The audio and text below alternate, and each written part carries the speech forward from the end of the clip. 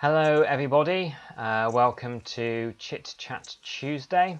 I see there's a couple of people watching already, Cowabunga and Soldier, hello to you. And hello to those of you that start appearing very, very shortly. I'm really happy to be here tonight with Neil Packer from the Haunted Antiques Paranormal Research Centre. But also Neil's got a wonderful ParaMeet. He runs his own events. And he also has a program called The Demon Files, which is really interesting, and it's recently been renamed as Demon Connections. Probably what you might have seen Neil on before, those of you who watched this morning, is he's been on talking about his haunted antiques collection. And hello to you, Neil. I know that one of the things that people know from looking at your website is that you contacted to begin with lots and lots of different antiques centres. Hello there, Leah. And that was to see if they had haunted objects, and only one actually responded and replied to you. So if you can talk about your journey into the haunted antiques, and also as well your interest and fascination with the paranormal as well, please. Okay, yeah, of course. Evening, everybody. Thanks for inviting me onto the show, Paul. It's great to talk to you. Thank you. I've been interested in paranormal many years. I used to co-run a venue group where we took guests to different locations, but I quickly got bored with that, to be honest. That's not what I wanted to do. So I thought about going into haunted objects and researching them.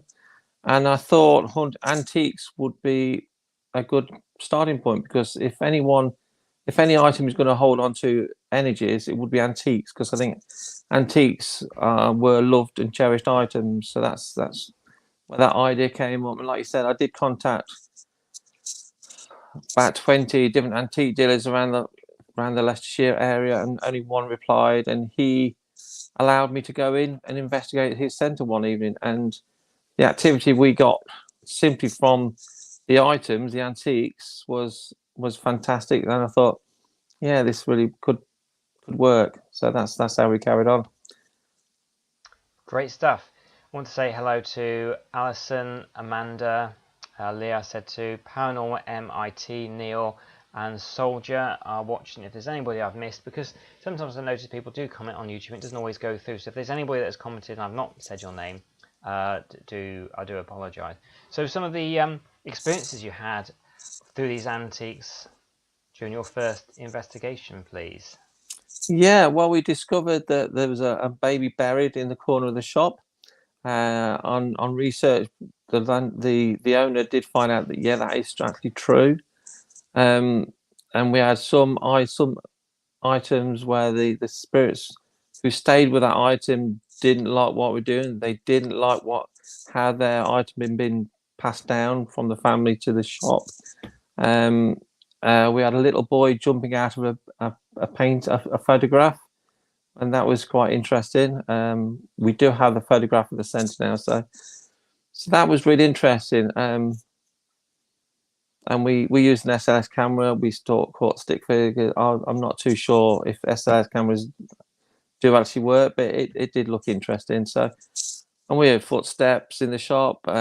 People being touched, and that was just over 2 hours that we were in the shop. So that said to me, yeah, haunted antiques could be a thing. So I started collecting antiques and items that I was drawn to. It's like a voice in my head saying, "Get that, Neil. That's kind of interesting." Or when we go to antique centres, Jane, the medium of the centre, she'll pick up on any spirits there, and she'll say, "We need that item back at the centre, Neil." So that's how we get our items. Good. So there's Gillian here, Debs is here, Panoptis, I'm dyslexic, I got that right, and Lorna is here. Now, what I have got up here, where are we? I just want to know, Amanda, so this is your question. I have an awesome photograph of a ghost next to my bed, to me while sleeping. Is that a haunted object that is nearby? I don't know if you can share it on here if you're interested, but probably private Facebook me would be the best way. And if it's not to do with a haunted object, they will get it on. Maybe do a captures evening or something like that would be really good. Hello to Soldier. I don't know if I said hello to Soldier, and hello to Jane. So can you just also as well talk about some of the really interesting objects? I mean, those of us who have seen this morning, you have a wheelchair, a voodoo doll, and is there a gas mask as well? I think I saw that on there. There's a number of gas masks, yeah. Yeah. So if you can explain some of them, and what was your first that was your object into the museum? The first item I bought was the World War II baby gas mask, because I was immediately drawn to that at the antique shop. Because to be honest, it's the most hideous thing I'd ever seen. It was awful. I couldn't imagine putting my baby in that during an air raid. We got the centre split into different rooms. Like we got the Victorian Sounds parlour, which is all Victorian stuff, like Victorian photographs and candle, grandfather clock and that sort of thing in that centre. Then we have the war room, which is filled with normally World War II or World War One items, such as the wheelchair, and we've got an Anderson shelter in there. We got guns, we've got helmets, quite a few helmets. Then we've got the doll room. We've got lots and lots of dolls and clowns, rocking chairs. I'm finding now quite a few people are sending me supposedly haunted dolls, because they don't want them in their house any longer. So I have them at the centre. And then we have a witches or cult room, which is full of voodoo dolls, African voodoo items, Nkondi, Zulu spears, Aleister Crowley stuff. And then we've got the attic, which is the darkest room, which is where we've got the portal mirror, and that sort of thing. So the mix is huge, and it's a fascinating place, even to say so myself. Brilliant. Soldier and Gillian are saying hi to each other, which is lovely to see. Yeah. Great stuff. So unlike other museums that have haunted objects, unless they're really old and can be damaged, most of the objects that you go to aren't behind glass panels. Okay. Yeah. And you encourage people to hold them and touch them. So if you say a little bit about that and what you're hoping to get whilst people hold on to these objects. Yeah. It was always important to me when I first had the idea of opening the centre that you can go to a museum, but you can't touch things. I'm a big believer in psychometry, but you need to be able to touch things. There's only 3 items under glass at the centre. One is a doll, not because it's evil or any rubbish like that. It's because the old lady in spirit, whose doll it is, asked us to not let people mess with it. So out of respect to her, we keep it under glass, but no one's allowed to touch her. Another thing is a black figurine which come from Morocco, and it's a cursed item. Apparently, so the story goes, one lady dropped it and broke the head off it, and she had a car accident a few months later and broke her neck. So I don't want people to die, No. just in case. I'm not saying the story's true, but that's what I've been told, so that's what we go with. Another one is a cabinet full of little chemist bottles. Because they're all chemist bottles, they could potentially contain poisonous vapor. So again, I don't want people dying. No. Not up the centre, because I imagine the paperwork would be horrendous. Yeah, absolutely, and it would get into the papers and things. Yeah. Mind you probably also get an influx as well to see if it really is, as well. You get Yeah. Patricia, did I say hello to you? If I didn't, I'm so sorry, because people's names going up here. I had a clock that the hands would suddenly go backwards at speed, then go to the correct time. Haunted clocks, do you have any in your collection? Or We do. Yes, we do. We have a grandmother clock, it's called, and that's supposed to be gentleman stands by the side of it. We've got other clocks as well. The one thing we don't say at the centre is all the items are haunted. I think it's up to people to tell us what they think. Everything people say to us, we record, and that gets added to our research because our research is building over the years. We've been open just over 4 years, so it's not my place to tell people it's haunted. I believe some things are, but I want people to tell me, and then if they're saying the same things as we picked up on, that's kind of interesting then. Absolutely. Soldier says Neil's place is absolutely amazing. There are many haunted objects there and a great place to hunt. So because people can use it as a place to hunt, can you just, I usually do this later, but I think it'd be the ideal time, if you can say about the museum, cost eventually when it's open, and also as well how people can get in contact if they think, this would be an amazing place to do a paranormal investigation. Yeah, well, we open Saturdays during the day for the general public to just come in, have a tour. The tours are £3 per adult. Children can come in free. So that's just on Saturdays. Paranormal teams were open Fridays, Saturdays, Sundays to book an event. At the minute, it costs £250 to hire the museum for an event. But beginning of next year, because of the cost of living, I'm knocking 20% off that price. So if you book the first 6 months next year, you just pay £200 for the evening investigation.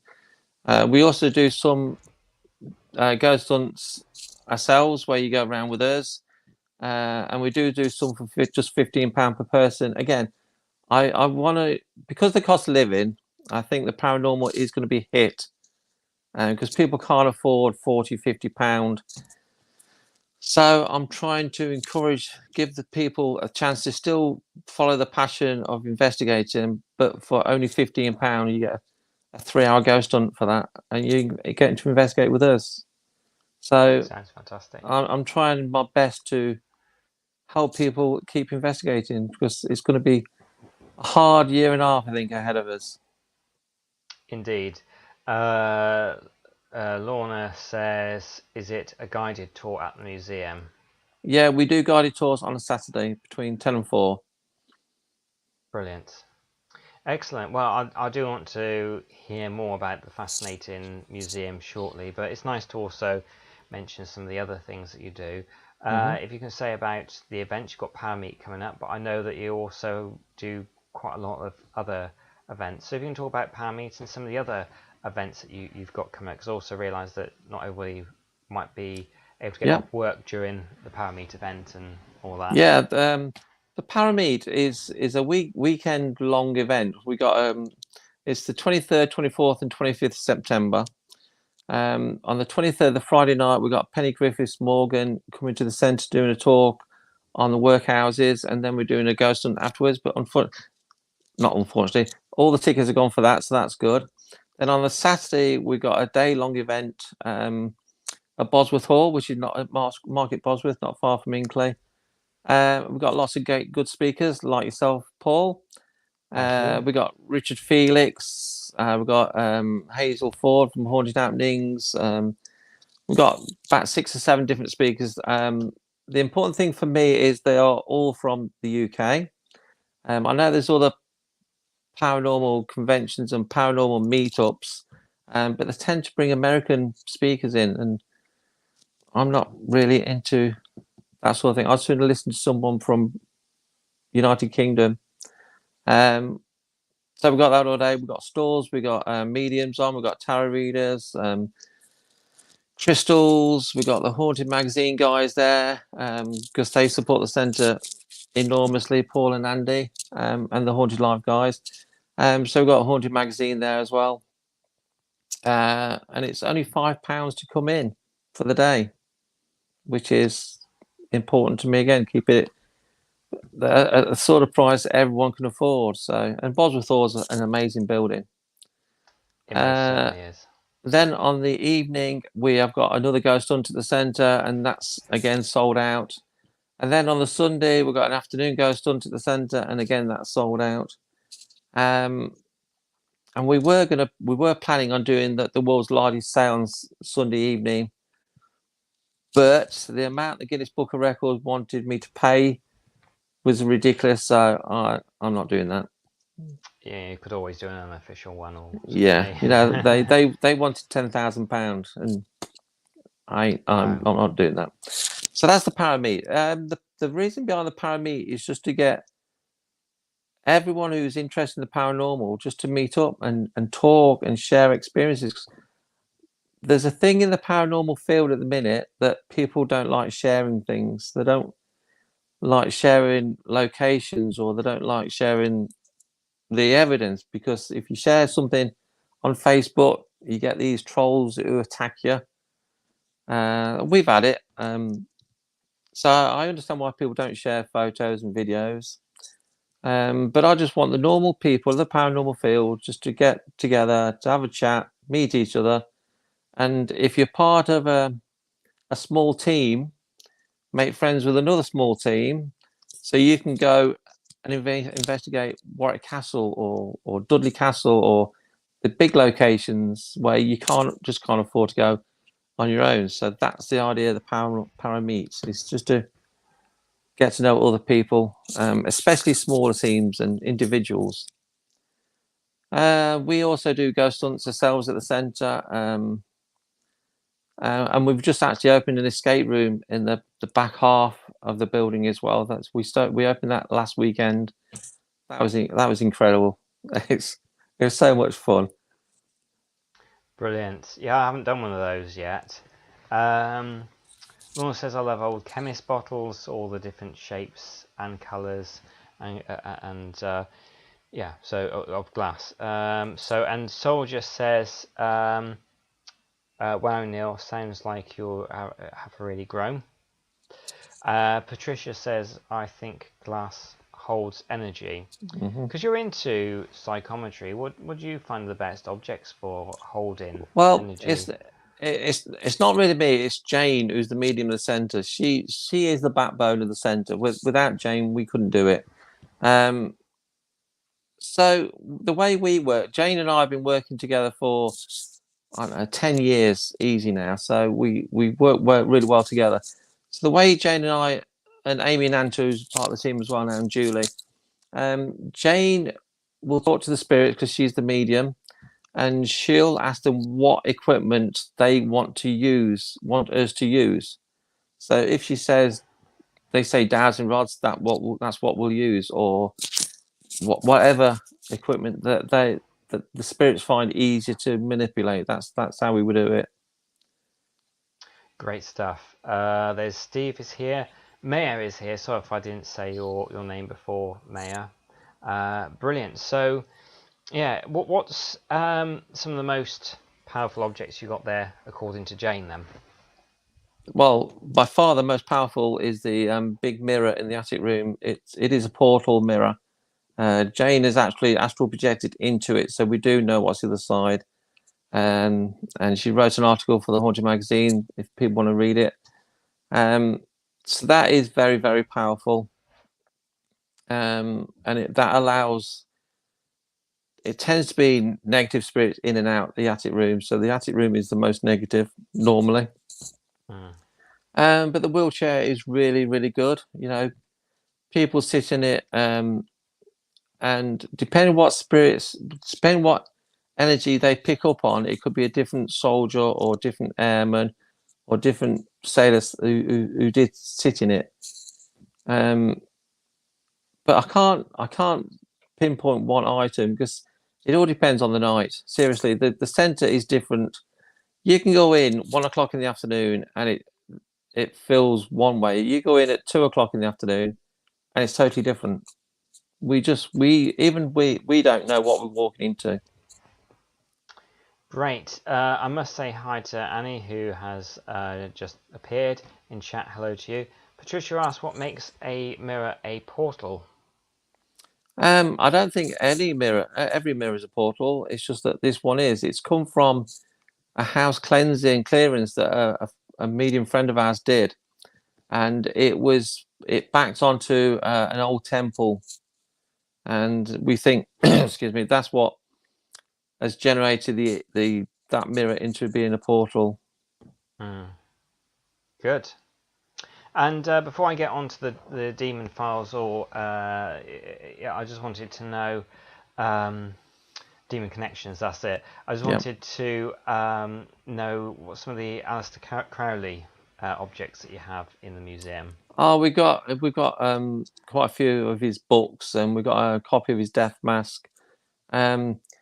Aleister Crowley's spirit. We do believe Aleister Crowley's spirit does come up to the centre, and I do believe it's because of the demon connections that we're doing.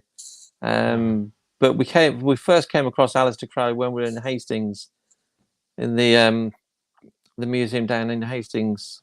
I can't think of the name now, to be honest. And we came across him there because they had some of his items as well. So I would like more of Aleister Crowley, to be honest. I'm sure that you'll get some more of his things. Now, be interested in demon connections, demon files. I'm sure you get some people that still, I know it's demon connections, will still refer to it as the demon files. Yeah. Shire Ghost. I'd get this up. We'll go to demon connection, but I know I'll miss this. Can haunted items cause possessions, and could it be the reason why most postal workers is grumpy and rarely seen during the daytime? Right, okay. I don't know. So yeah, I like to know a bit more about the demon connections, because it's not just the religious, what's in the Bible, sort of things about demons. You kind of dug deeper than that. So can you talk about that? That'd be amazing, please. Yeah, this all started during lockdown, with Jane, because Jane was poorly over lockdown as well, and then with all the lockdowns. So Jane reads a stupid amount of books, because we came ourselves as a research centre, so we don't. We question everything. So, like, for example, we question Ouija boards. Why do you have to open them? Why do you have to close them? And that sort of thing. So we question demons. And the more Jane dug into it, the more we thought, that they're not like what Hollywood portrays them. They are not evil. They don't possess people. I apologise if people are religious. We're not religious. So Jane and I come up with this idea.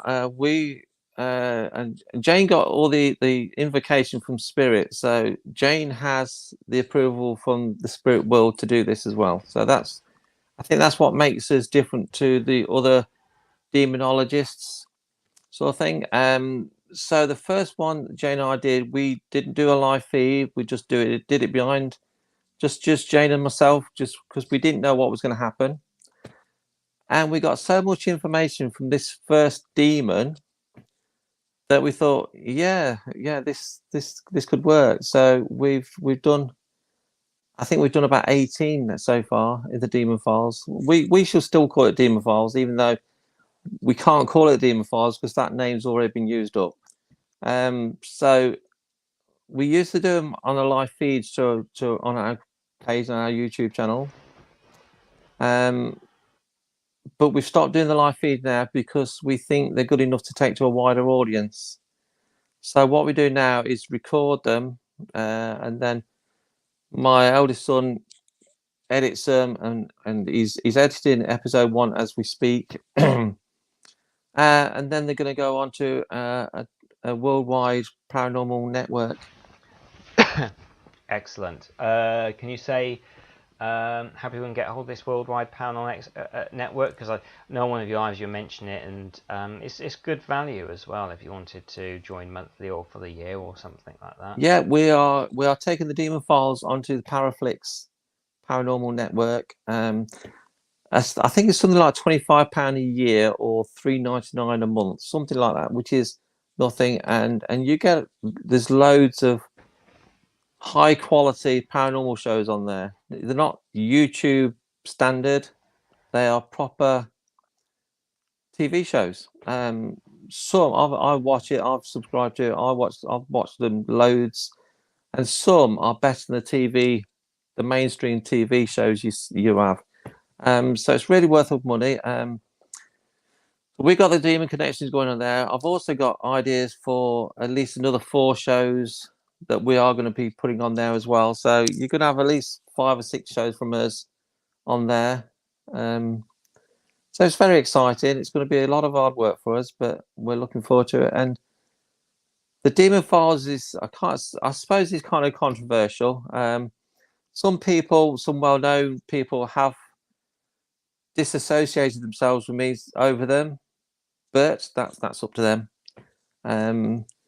Like I say, we've done about 18 so far, so we've had a chat to 18 demons, and they're not, in my opinion, they're not what Hollywood portrays them, and they are not happy with the way they're portrayed.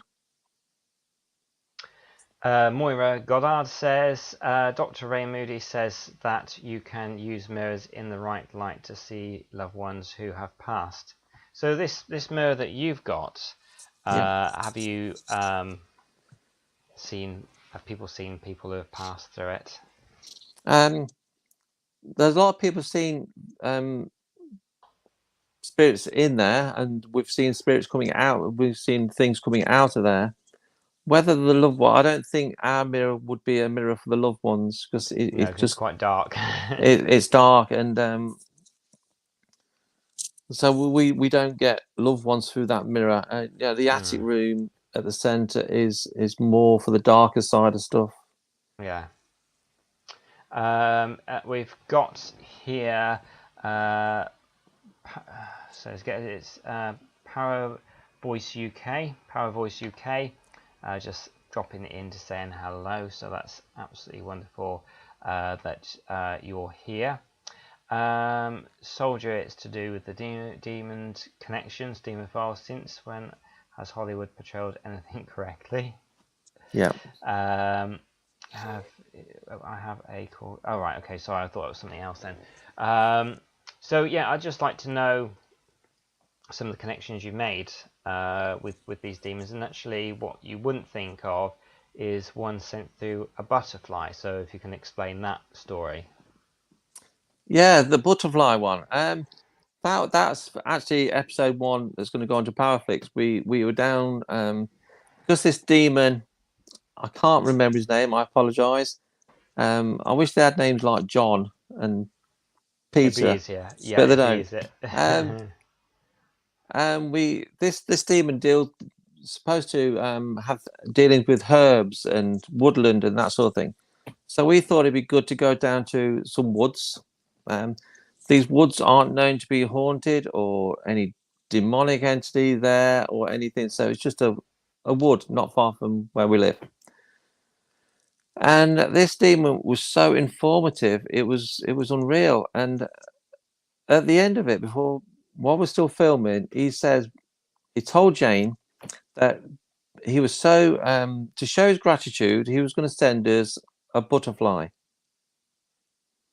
which to me sort of, it was a jaw-dropping moment for a supposed evil demon to show us his gratitude for getting the truth about him out, to say he was going to send us a butterfly, and then within 5 minutes, as we were talking about, stopping filming, a butterfly came down and went in front of the camera, fluttered all around us, and he stayed with us while we were walking out the woods. Could be coincidence because it's summer, so there are butterflies around. But it was fascinating. Yeah, completely. For a demon to say thanks was sort of mind blowing, to be honest. It's good. Yes, Power Voice UK is my friend Jane. I thought it would be, but I didn't want to just assume. I really love the logo, by the way. We have Elaine in here. The legendary. Let me put this more politely. Ship poser, and yeah, that's it for now. Nice one. So brilliant. Tell us about this escape room, because those that want to see more about the Demon Files, I think they can go into the programs and watch them on the Demon Connections. But the escape room, because that sounds really exciting. They're very popular at the moment, escape rooms. So the idea behind that one would be really cool. The idea behind the escape room is, I do believe the next year or even longer are going to be difficult for paranormal teams to afford. So obviously, to keep the centre open, I need the income. So I thought, okay, what about if we have an escape room? I'll come up. It was just in the back half of the building on the second floor, so it's the darker side of things that's there. So that's why I call it the Devil's Den. I thought kind of catchy name. We've come up with all the clues and we've come up with all the sort of the game. And it opened last Friday, so and we had people in Friday night testing it. It was friends testing it Friday, and they said it was fantastic. And then we opened it to paying guests on Saturday and Sunday, and it was really, really good. And all the comments, all the feedback so far have been brilliant. They said it's awesome, amazing. The hardest escape room they've done. They've done a few before, but this is the hardest. And there's a few surprises thrown in as well. Excellent, sounds good. Soldier asks a question here, Neil. If demons are not what we believe them to be, what are they? Okay then, my opinion. Of course, everything I say is just my opinion. I believe they come from other planets. We believe this is what demons have actually told us. They come from other planets. There was a big battle in the skies. They were demonized because they were fighting against this other force of aliens. So we believe they're aliens, pure and simple. And it's not just us that think that. There's books, there's countless books who say this sort of thing anyway. If you really research into demons and find what people are saying, one demon was a little boy, and one demon wanted to teach mankind mathematics, but he was demonized for it. Don't understand it to me. One wanted to teach us astronomy. He was demonized. So the more we do, more things make sense, to be honest. I know when we did a live feed with one of the viewers says, how do you know they're telling us the truth? And to be honest, if you're doing an paranormal investigation, you basically know when a spirit's lying to you. You can just sense it. I don't think any of the demons that we spoke to have lied to us one sentence. If they don't want to give us the answers, they'll say learn, or you can't know that answer yet, that sort of thing. So they don't try and fool us. So the ones we've come across so far, they've been great. They've just told us what they are allowed to tell us, or what each one we learn a bit more. It's like a jigsaw, and we have to earn the trust to be told more. And the more we do it, the more they tell us, and the more everything just seems to fit to me in my world. Brilliant. I must say hello to Claire, Michelle. I think I said hello to Elaine here. So Soldier's wondering what type of aliens and planet. Has any of that sort of information come through? One did tell us the planet he came from. To be honest, I can't remember. Jane writes everything down, so Jane's got all. But all the live feeds are still on our YouTube channel, so you can go back and watch them all anyway. Brilliant. But he did tell us this one did name the planet. Cool. So you also do online events as well. I know there's people watching here that might not be able to get out for one reason or another. Tell us about online events, please. Yeah. Well, during the lockdown, we did do virtual ghost hunts where we had we just filmed investigating the centre, or after the lockdown, we had guest investigators investigating and streaming live. And we've not done one of them for a bit, but I'd like to bring them back. And Jane and I and Amy do a podcast on a Monday night where we play music as well. Tuesday nights we normally do a bit of a chat show like this one. We did do live seances and that sort of thing. So sounds really good. And I've got up here, I wonder if I can share screen of what I've got up. So I was going to see if I can, because I've not actually downloaded this. I wonder if I could. If I might not be able to do that. I'll try something else maybe. But there's a black dress that I'm trying to share, which I'm actually struggling with at the moment. Hello, Joe. Hope you're doing really good. I can see a black dress on your website. Looks quite sort of Victorian. Looks quite. Is there a story behind that one? That would be a Victorian mourning cloak. Mm-hmm. Again, a lady said she had activity around it. Excuse me. But with items like that, it's the energy. I believe things you touch throughout your life, you leave a trace of your energy behind, and if you can tap into that energy, you can communicate. So with that morning class, with that morning cloak, it's the lady's energy that actually sewed the hundreds of sequins on, and then obviously it was worn by a lady who's mourning, probably for a husband. So we're going. I don't think there's actually a spirit attached to it. It's the energy that's been embedded into it. Good. And you've also got some. I'm going to get some of these up actually, because I think I've worked out how to do that now. So if we just try and see if I can get this up and see if I can share the screen. So I'll just get a couple of objects. Maybe you can say a little bit about them if that's okay. Yeah, of course. It's just my computer's being a bit slow at this moment in time, so it's just taking its time to get the image up. So whilst you bear with me.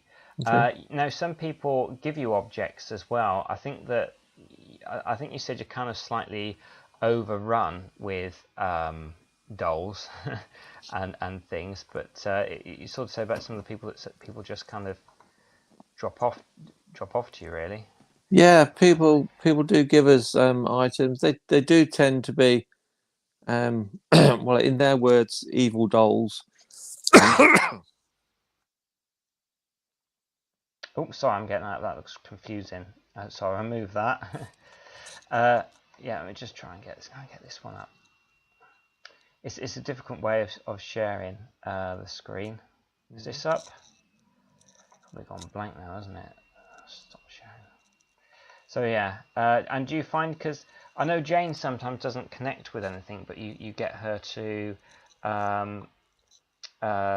like she can say that you like people to see if there's like a name coming with it, like John or something like that. So Yeah, well, what we do when we get an item into the centre, what we do is initially Jane will do some work with it. So she'll say whether it's actually there's a spirit attached to it or with the item, or is there's energy actually embedded into the item. So that's the initial thing that we do. And then, the old photos. Yeah, so there's a series of 4 little photographs. They're only about 2 inches in size. Again, I was just drawn to them in an antique shop, and I thought I love old Victorian photos. So there's no big story attached to that. There's not a lady attached to it. There's just energy around that one. great stuff. Right, let me just close that one down. Stop screen. But I think you've had like Victorian photographs of the dead. So if you can say a little bit about those photographs. Yeah, the Victorians were quite weird, weren't they? They took a lot of death photos. But I imagine photography was really expensive. But if the child had passed away, they sort of position them so they would open their eyes and position them like they were still alive and take a photo. And we do have a couple of those. One in particular, the young girl is in the centre. She, excuse me, she stays with the photo because she doesn't want to move on because she's so angry with her father from that, because she looks not very happy in the photo. So she Is this the one? stays. No, that's not one. That's not Oh, a death sorry. photo. That's just a family, Victorian family. Okay, so But I'll stop sharing that now. we do get a lot of activity around that one. Yeah. Okay. Interesting. So sorry, you were saying about the girl in the centre. Sorry, before I got that up, so I do apologise for that. No, that's no problem. So she stays. She used to be quite grumpy, but she's coming around to things now. She says she's happy at the centre. That's about it. She doesn't do a lot, to be honest. She just wanders about. Right. Okay. So yeah, Joe says about being, never understood why taking photographs of the. Nobody ever smiled yet because it used to take so long to do, didn't it? Yeah. So who's standing behind the last picture? Can you explain to me what you mean, Joe? Which one that was? Is that the one with the family on, or the other one? Because there was a splodge on one of the photographs, I think. Yeah. So so some of the objects she brought into this morning. Now, some people claimed that that Philip Schofield's leg disappeared during it, or that he was shaking. Do you think he was? Because he's very sceptical. Do you think he was affected at all by going? Hello, Paul.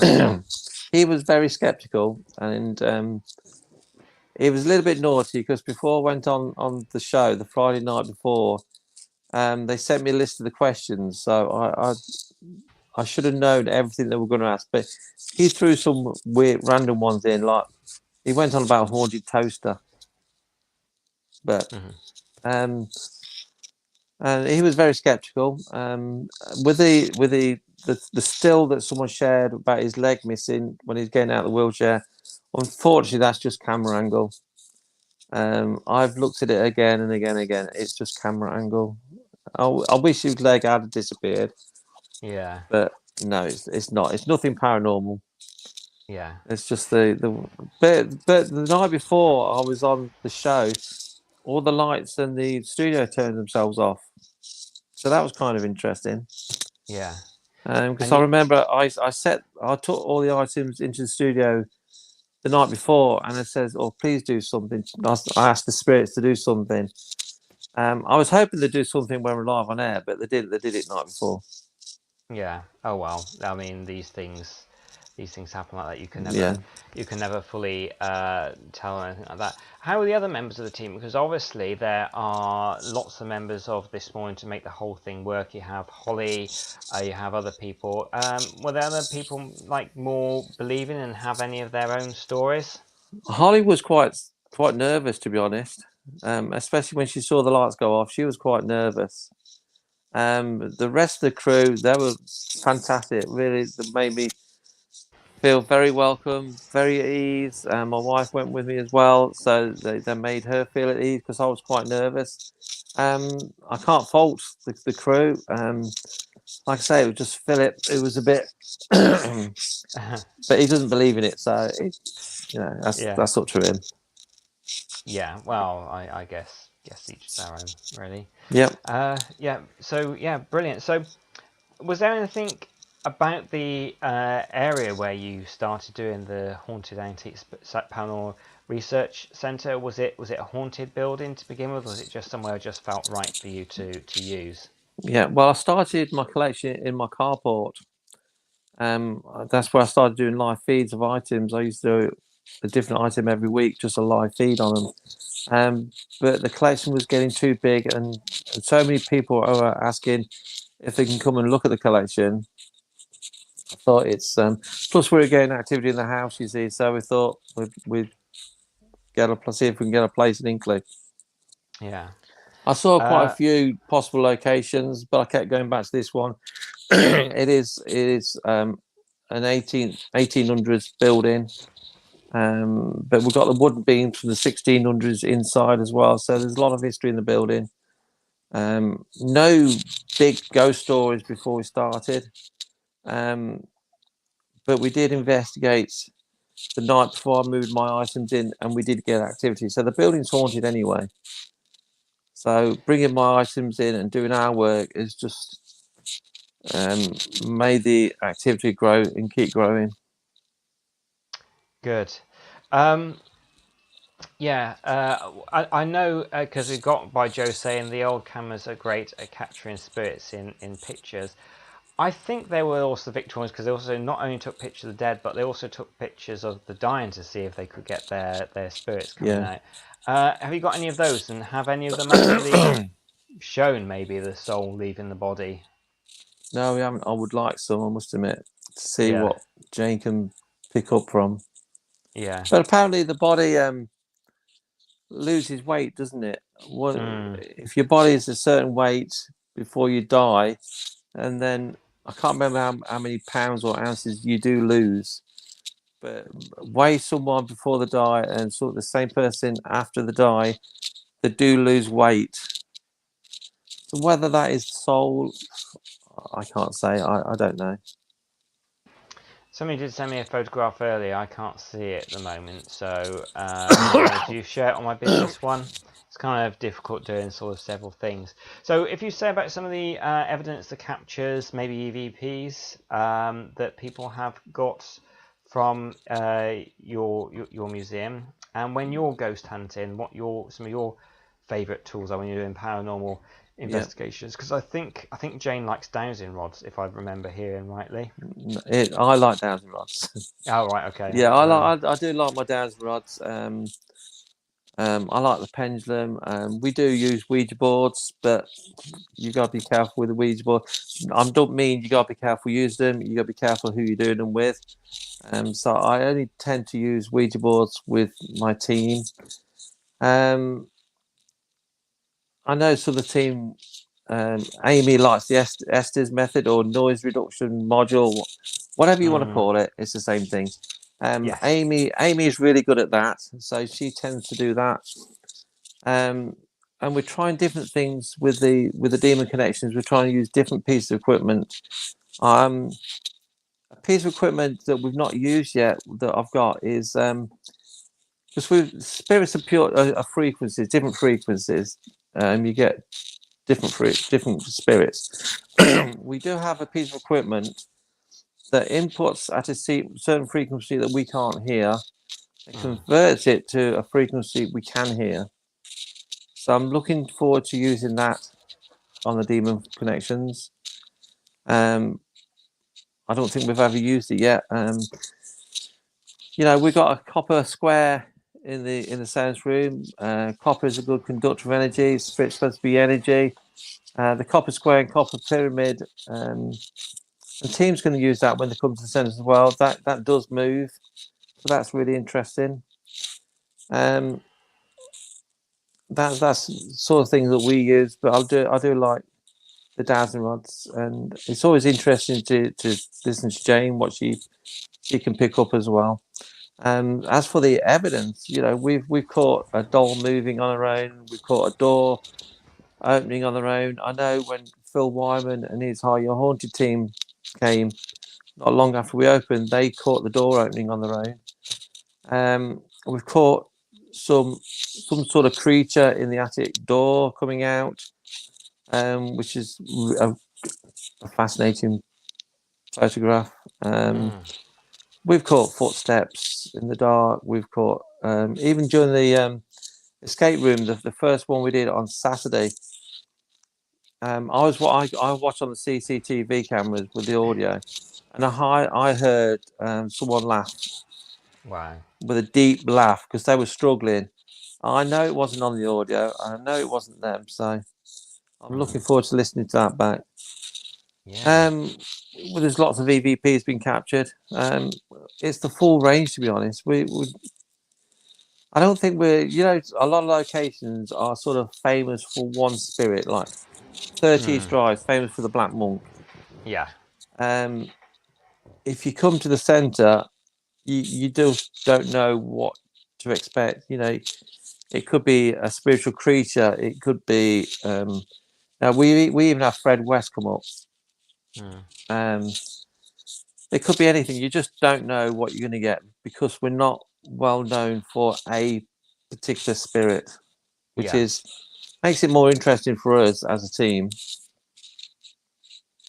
So, in your collection, are any items that you don't have, but you think, oh, I'd love to add that to the collection to go in the museum? Oh yeah, definitely. I would love. You know, David Bowie was a hero of mine. Always has been. I would love to have something that he touched to see if we can tap into that energy. Now, I'm not expecting to have. I'm not expecting David Bowie to come and say hello. If he did, I'd be great.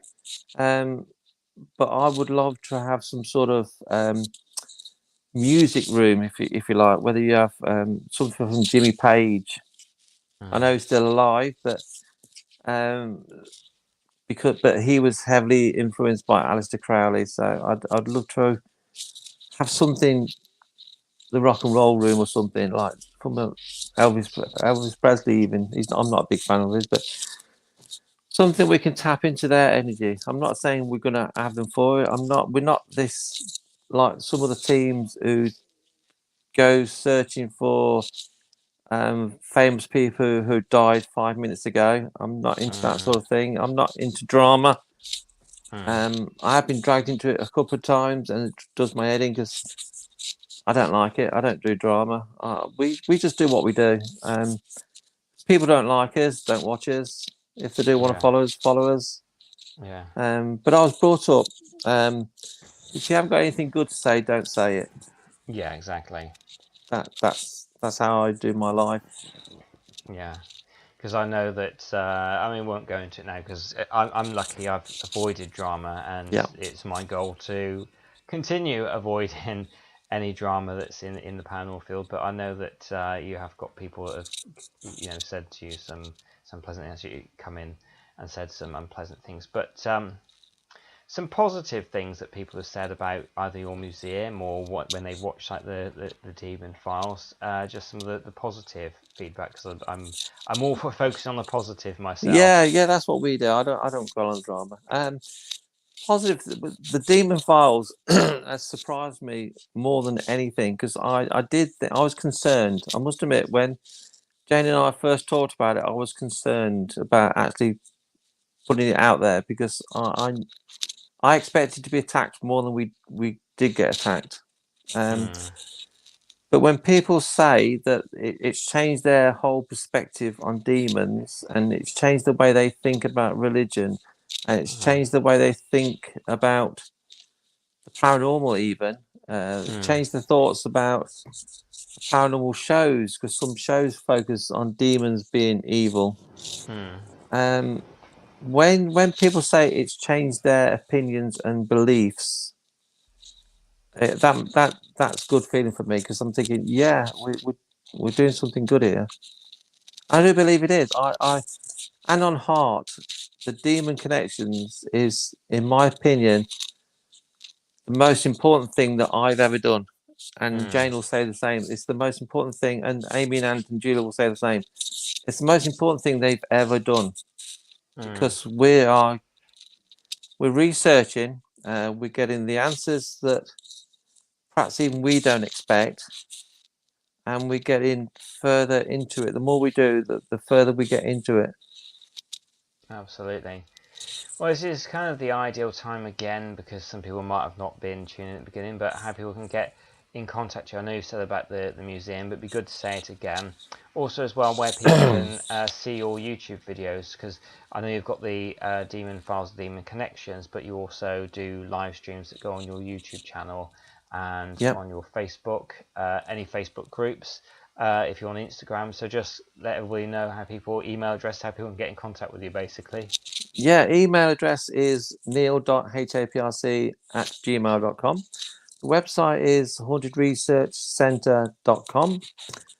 We also have our own app, which people can download. Just type in your App Store, Google Play, whatever you use, HAPRC, and you can download the app. And that's an easier way to keep up to date what we do. Because to be honest, Facebook does my head in. I did come off it couple of weeks ago. So this is probably the first time I've been on Facebook for a fortnight or so. YouTube channel is Haunted Connections TV. There's lots of old live feeds on there, and there's a chat show that me and Jane do. That goes back probably 2 or 3 years now. So there's lots of shows to watch on there. Yeah.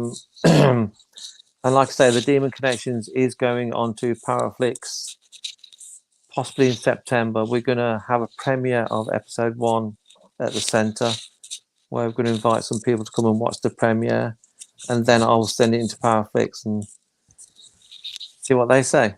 Fantastic. So will that be like invite only, or is it you can click and people watch? People can say, "Can we come?" Yeah.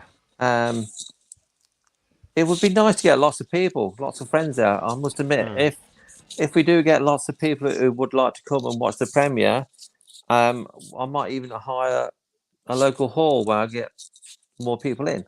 We'll see what happens. No, if there's only 20 people want to come, we'll do it at the centre. If there's more, we'll hire a hall so we can get as many, because it is good. Yeah. Episode 1 is good. It's probably the best one we've done. Yeah. I'm sure the others will be amazing as well that are coming in. So it sounds really exciting stuff. I'd like to say hello to Laura as well.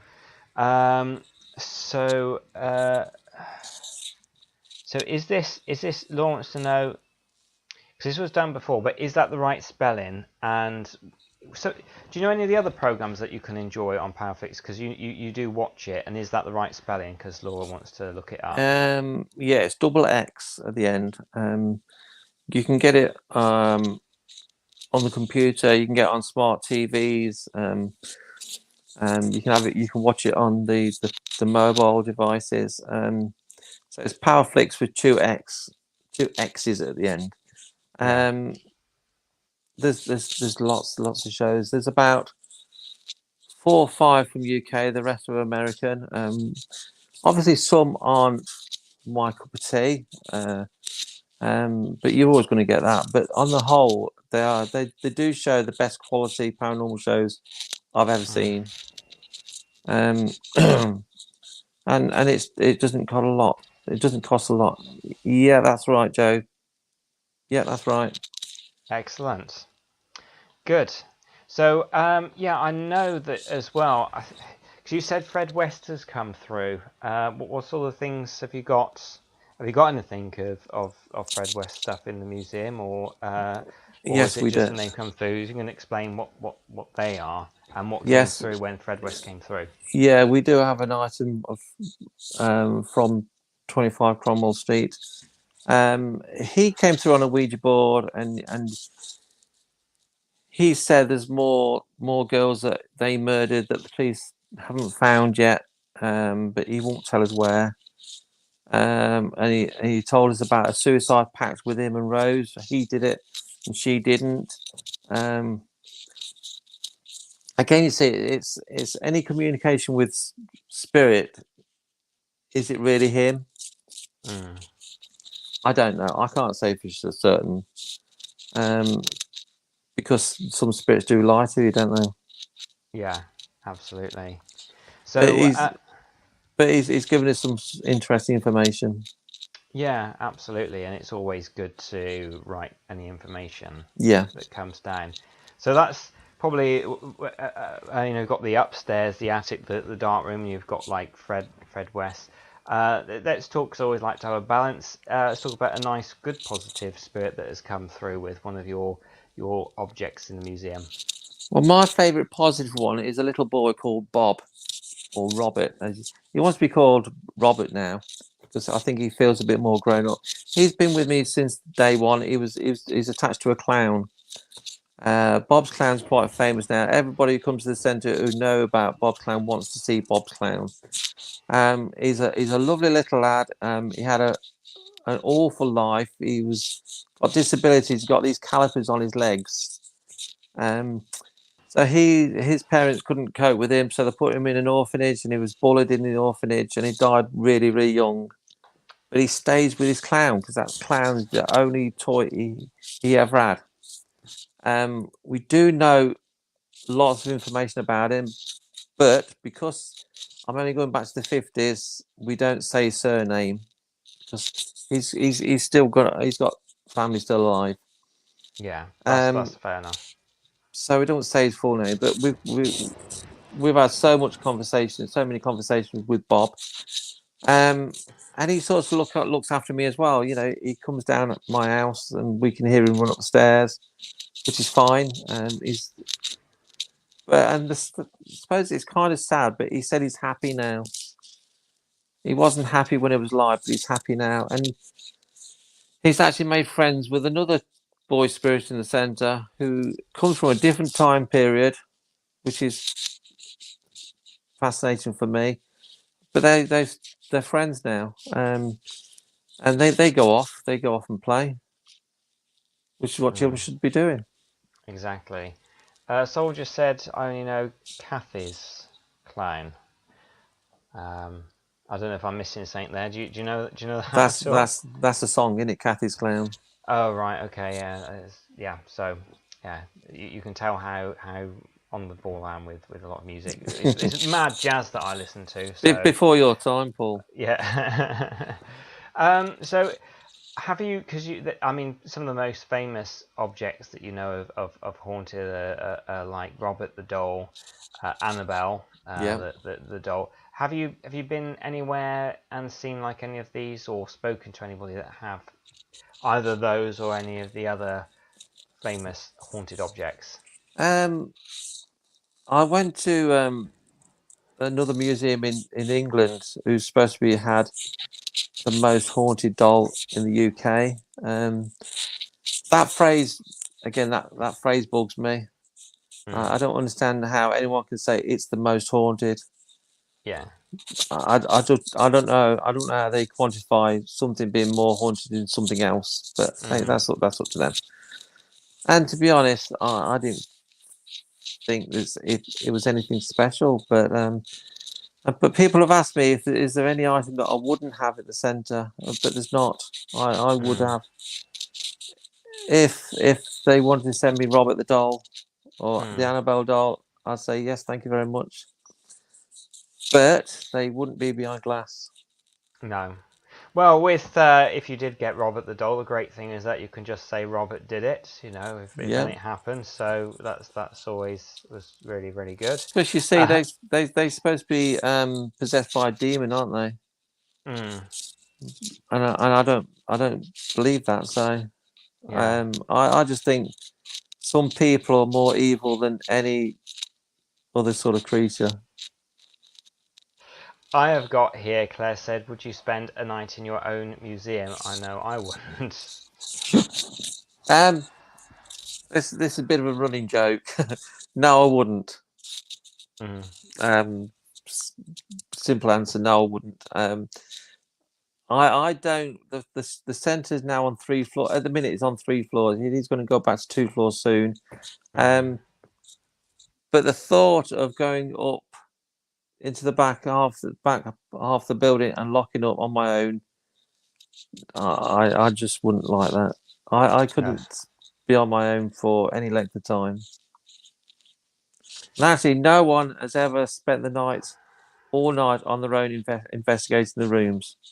Wow. And we've been open 4 years. People have said they can do it. But once the building's empty and the lights are off, it does become a different beast. Yes. Yeah. It really does. I must admit we mentioned it earlier, but I was actually at 30 East Drive very recently, and I was going to spend a night up in one of the bedrooms by myself, and I couldn't do it. Have you ever been there? It's a fascinating place. It really is. Well, I've been twice. Yeah. And I must admit, I was so bored I fell asleep both times. Oh really? Okay. But that's just me. So personally, I wouldn't go back. But I've got good friends who've been there and had fantastic nights. I just won't 2 bad nights, perhaps. I don't know. Perhaps the second time I went with the wrong attitude myself. Hmm. So perhaps I spoiled it for myself the second time. But What's that? Is that about 30 East Drive? Yeah, I find like Woodchester Mansion. I've been there where it's as flat as a pancake some yeah, nights, and other times you go and it's all kicking off. yeah. Do you feel the atmosphere change, Neil? Oh yeah, definitely. Like I said earlier, you can go in 1 minute and it feels lovely, and I'd be quite happy if it felt like that. I'd be quite happy to sit there on my own. Mm. But then you go half an hour later, especially in the attic room, and it's just feels so heavy, so bad, and I just believe depends who's come through the mirror. If someone comes through the mirror who's quite negative, it changes. But yeah, the atmosphere does change in every single room. I must say hello to my wonderful friend Lynn. Lovely to see you on here. Thank you, Lynn. Paul Fish was talking about the Weeping Boy, so the famous Crying Boy photos. Now, I've heard different things. Some people say, yeah, there is some sort of energy attached to them, and other people have said that, it's just they were so popular and they would get caught in house fire. So, what's your interpretation? Has anything come through the Crying Boy photos? I must Okay, admit, I don't like the things. we do have a crime boy picture. Not because it's haunted or anything. The story, I think it started in the 70s. I think a house caught fire, but the picture didn't burn. But they're mass-produced prints, and they're coated in non-flammable varnish. Mm. So it's going to take a lot to burn them. Yeah. I'm not saying that they're all the same. Some might well be have Mm. attachments. I don't know, but I think it's been blown out of proportion personally. I mean, I don't think they particularly have attachments, but I just don't like them. I really, as a piece of art and seeing something on Yeah, there, it's not what I choose. It's hideous. no, Sorry. yeah, I agree. To see have a photo of a little boy crying, it's not nice, is it? No, absolutely. So Yeah. So Claire asked, "Where is the museum?" So that be because she missed the first half. So if you think, right, I want to turn up to this museum. I mean, do you have to book in advance, or can you just turn up on the door and go, "Can I come on a in?" Saturday, you can just turn up and we'll give you a tour. It's in Hinckley, in Leicester, South East Leicestershire, halfway between Leicester and Coventry. Fantastic. So you've done lots so far. I mean, so many people would love to open up a museum and book events and things like that. What's next for you? What's next for us is lots of filming at the centre. Like I said earlier, we're taking the Demon Connections to Powerflix. Um, another show. There's another idea for a show that we want to start filming in a couple of weeks, and that is going to go on Powerflix as well. And then Jane and I had an idea for another sort of series that we had this idea 4 years ago. But we've not got around to doing it yet. So we are going to start filming that, and we've got another idea for another show. So we're going to be very busy. Obviously, I need the teams to keep coming at weekends to fund the place. But we're going to get out more, not to haunted locations as such, but we're going to do lots more different sort of ideas for paranormal shows that have not been done before. Yeah, good. I like the sound of it. Yes, it'd be lovely to visit with you, Lynn. We'll have to do that at some point. Amanda says the Haunted Antiques Paranormal Research Centre is the most amazing place. I've been several times, and it always proves to be active. Yeah. So Hello, really good. Amanda. Brilliant. So I think can the ETA investigate the museum? I think that I don't know whether Lindsay and John have contacted you at all, but I think they're definitely wanting to. I don't know Yeah. if they've gone anything, but that be uh, that was great. So I'd rather somewhere. Where's this? I'd rather go somewhere what's active than haunted. Okay, do you actually get the difference between an active place to a haunted place? Is there a difference really? Because I I think can see what Joe means. I see what she means. Yeah, just because the place is haunted or reputedly haunted doesn't mean to say it's going to be active. The difference with the centre, because we just call it the centre because it's a bit of a mouthful, isn't it? I don't know why I called it that. It's too long winded. We just say the centre. Because we've got the spirits of the building itself, we've got the spirits of the items, we've got spirits of the area around us as well. Because Hinckley is an old town, and my building is right on the edge of the marketplace, which dates back from the 1300s. So you've got so many different layers at the centre. You can go and investigate 4 times and communicate or have activity from different spirits every time, and that's what keeps it interesting. I think if you go to a location and you have activity from the same spirit every time, does that get a bit tedious then? I think it does. Yeah. I don't mind going a couple of times, but if it's the same thing every time, I've done that now. So I don't want. I just want to move on. Sure thing. Gillian says, please say a massive hello to my beautiful friend Nanny Lim. Yeah, she's lovely, isn't she, Gillian? So is everybody on here. So we've got this wonderful ParaMeet, which we have spoken about before, coming up in September 23rd, 24th. Have I got the days right? 24th, yeah. So when I spoke to the person about the booking, he sort of said that you do lots of events in the Britannia things. Well, I've used other ones before. Places you've done as venues. If somebody wants to stay, say, in a haunted hotel, where's a good place to go? Or an active haunted hotel? Bosworth Hall is very haunted. I've investigated that many times with Haunted Live guys. Bosworth Hall is very, very haunted. I'd recommend that. And if you come to the ParaMeet, you can have a discounted room. Fantastic. Shall they get in contact with you with that, or they just mention? Yeah, just contact me. And if you book a day pass, I will give them the code to get the discount on the room. Yeah, fantastic. Are there any haunted rooms? And I'm wondering if any of our guests, any of the speakers, will be staying in a haunted bedroom. Or was it? The freakiest room is room 216. Right. Okay. So if I get the key and it says 216, that'll be a case of oh dear. I'd worry.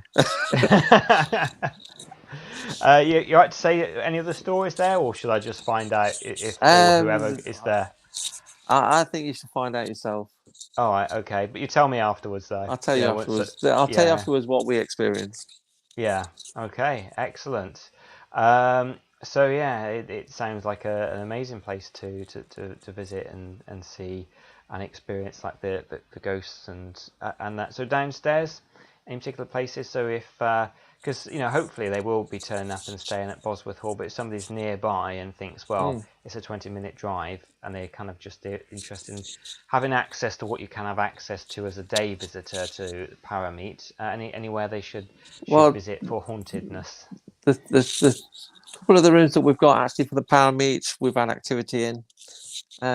Anyway, so you will be doing your talk in a haunted room, Paul.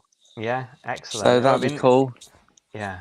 Obviously, if there's not other events on at the time, they will let us go into the other rooms as well. It all depends what's happening at the same time. I know the Ruth, the sales manager there, quite well, and she would let us go into other rooms as well.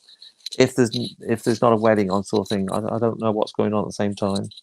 Yeah, because it's been a weekend. September. It's possible still. Yeah. And there's lovely messages coming up. Good. from people here. So yeah, that's nice to see the friendship happening. We did say there's drama, but let's talk about some of the friendship and lasting connections that you've had with people in this field, either coming to your wonderful centre or any of the events that you've been to. Yeah, well, I've really good friends now with the Haunted Magazine guys, Paul and Andy. Great guys. They've been friends from day one, and they've given us so much support since we first opened. So that's the Haunted Magazine. But we've also had good friends since the centre's opened, the Haunted Live.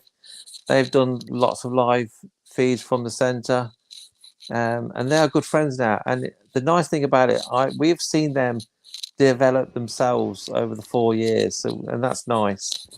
I'm friends with Barry Guy now from Help My House is Haunted.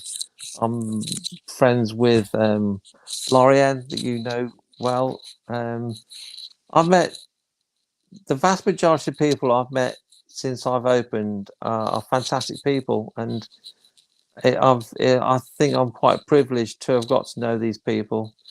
Some have fallen off on the way on the wise by side because of the demon connections, but that's up to them. Yeah. They might come back. Maybe they might be interested and think, oh, actually, we'll give it a go. And then maybe their perception might be altered a little bit. You never know. You never know. Yeah. Good. So we talked about your museum. You talked about that. We talked about how you got interested in, but can you remember your first paranormal experience? And would you be happy to talk about your first paranormal experience?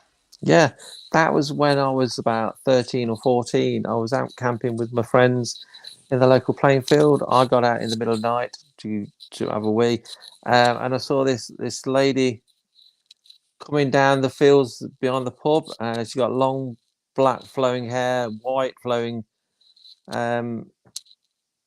dress on, white dress. Of course, I was only young teenage then, so it scared me. So I went straight back in the tent, and I never spoke to my mum and dad about it because you didn't talk about that sort of thing them days.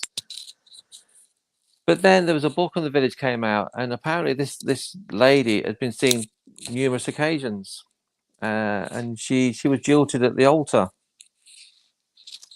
and she committed suicide.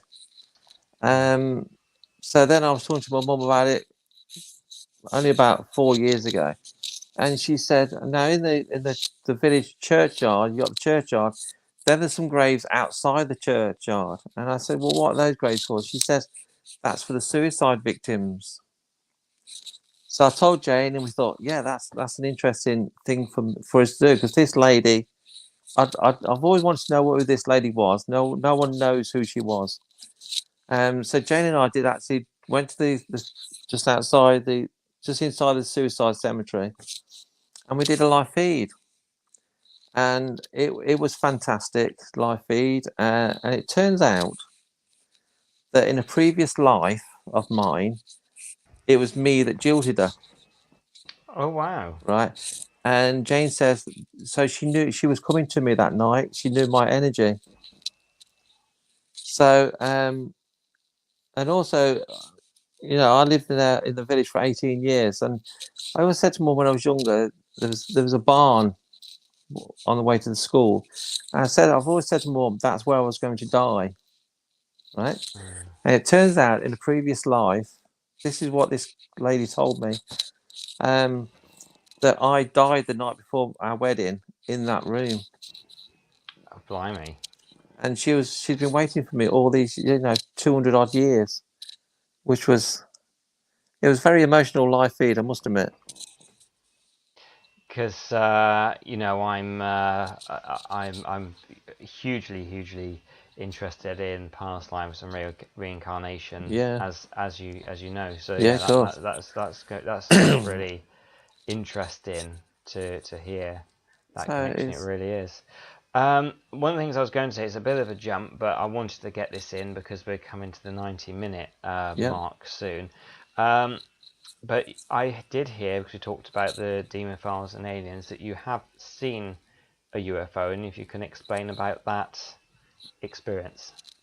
yeah. Again, I saw a UFO when we were younger, but we've also seen aliens up at the center. You know, there's a photograph that we took. There's a reflection. You know, the normal little grey. They're called greys, aren't they? It looks like a reflection of one of them in one of the cabinets. So we've seen them. We've also had other experiences with extraterrestrials in the center. So it's all together. All this UFOs, Loch Ness monster creatures, spirits, ghosts. It's all entwined. It's the Fae. It's all one big thing. It's all connected. Claire said, I 100% believe in aliens. Yeah. I remember actually, because I also have an interest in the cryptids and things, but I also remember seeing a panther in family holiday when I was in Cornwall. Lutaport Parrot Walk, and yeah, it was definitely a panther. All three of us saw it. Have you seen any or heard stories about beasts or cryptids or anything like that, and some of them that you've come across? Yeah, we came across there's an old priory not far from us in Thringston called Prior Grace Dew. In the woods there's supposed to be some hounds. That people call it the devil hounds, but obviously we don't think they're devil hounds.